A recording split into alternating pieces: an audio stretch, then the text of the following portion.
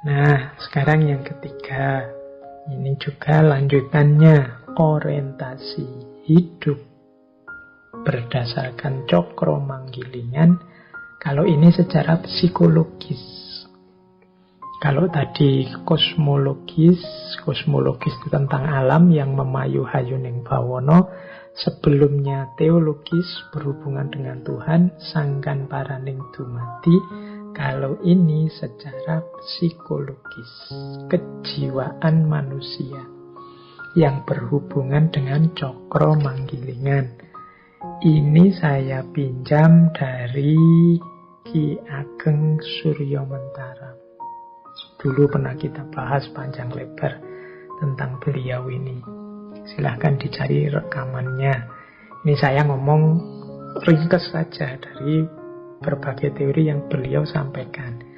Jadi di antara pola cokro manggilingan dalam hidup mikro psikologis kita, itu adalah kita harusnya sadar bahwa senang dan susah itu sementara.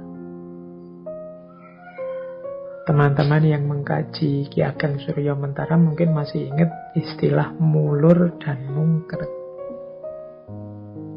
Jadi menurut Ki Ageng Suryomentara, rasa hidup manusia sedunia ini sama saja. Yakni pasti sebentar senang, sebentar susah. Sebentar senang, sebentar susah. Tidak ada orang itu yang senang terus dari lahir sampai mati, tidak mungkin. Orang kok sedih terus, tidak ada senangnya sama sekali, tidak mungkin. Kecuali orang yang tidak mau bersyukur. Jadi selalu hidup itu naik turun, naik turun.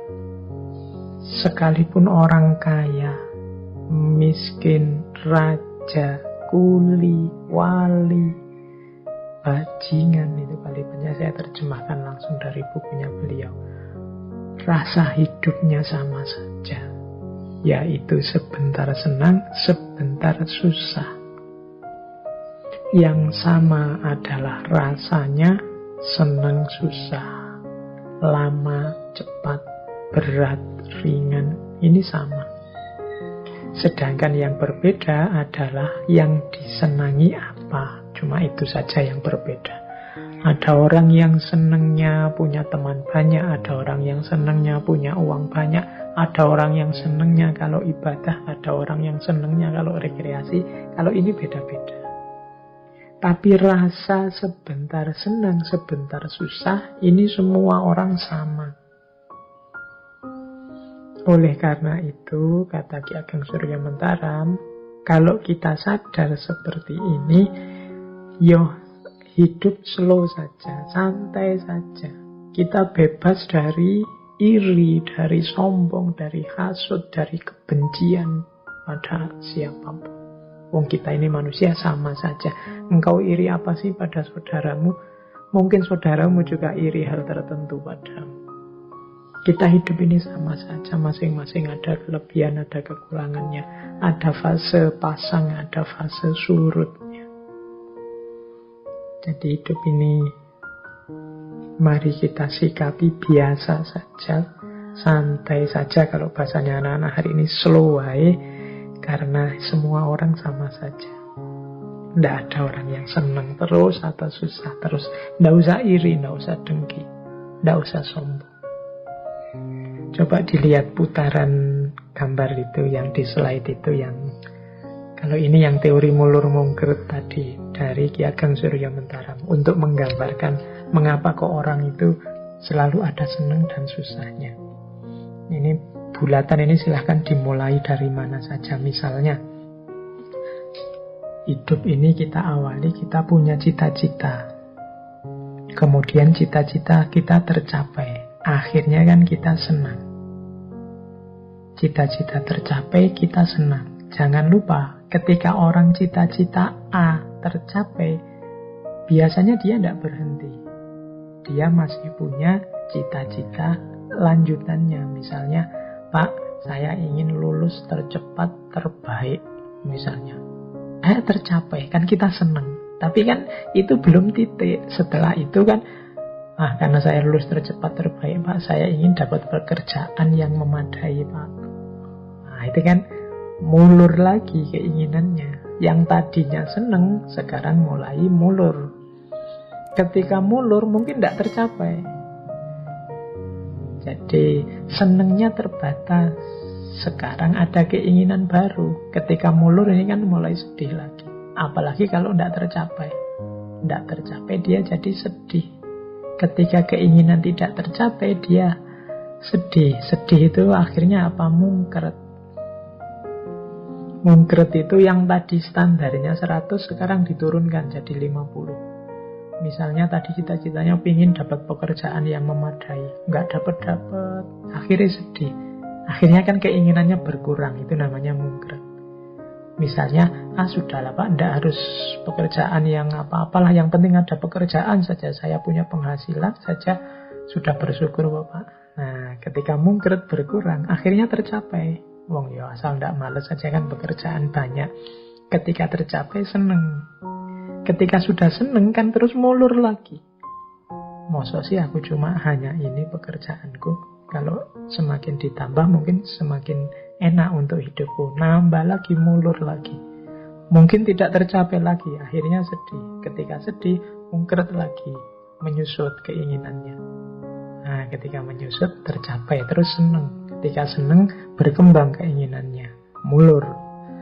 Tidak tercapai. Akhirnya sedih. Menyusut. Ketika menyusut tercapai. Hidup ini ya siklus antara seneng dan susah. Dinikmati saja prosesnya, perjalanannya. Nah, ini nasihat dari Ki Ageng Suryamentara. Ini ada kalimat yang saya suka dari beliau, malam hari ini saya bawa. Kata beliau, Ki Ageng Suryamentara, di atas bumi ini dan di kolong langit ini tidak ada barang yang pantas dicari, dihindari, atau ditolak secara mati-matian. Meskipun demikian, manusia itu selalu berusaha mati-matian untuk mencari, menghindari, atau menolak sesuatu. Walaupun kadang memang tidak sepantasnya dicari, ditolak, atau dihindari. Padahal apa yang dicari atau ditolaknya itu tidak menyebabkan orang bahagia dan senang selamanya atau susah dan celaka selamanya. Tetapi pada waktu orang menginginkan sesuatu, pasti ia mengira atau berpendapat bahwa jika keinginanku tercapai, tentulah aku bahagia dan senang selamanya. Dan jika tidak tercapai, tentulah aku celaka dan susah selamanya. Ini karakternya manusia. Padahal menurut Ki Ageng Suryamentara, mbok yo jangan begitu. Menginginkan sesuatu boleh, tidak suka atau menolak sesuatu boleh, tapi tidak harus semati-matian itu.